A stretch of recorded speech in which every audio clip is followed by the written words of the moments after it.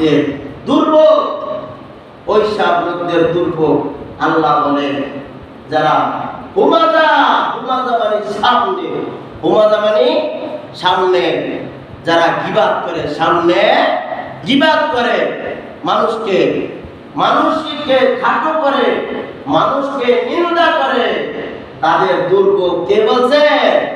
আল্লাহ। কথা বুঝতে পারতেছেন? কথা স্পষ্টভাবে বুঝবেন।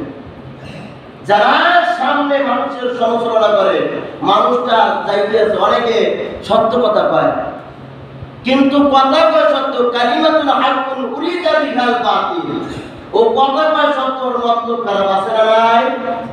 অনেকে আছে কথা কয় সত্য কিন্তু বাস দেওয়া লাগে কথা না জায়গা না, কিন্তু কথা কয় সত্য মতলব খারাপ। আল্লাহ নবী বলেন উরিদা বিহাল কালিমাতুল হাক্কুন, কথা বলবে কালিমার মতন,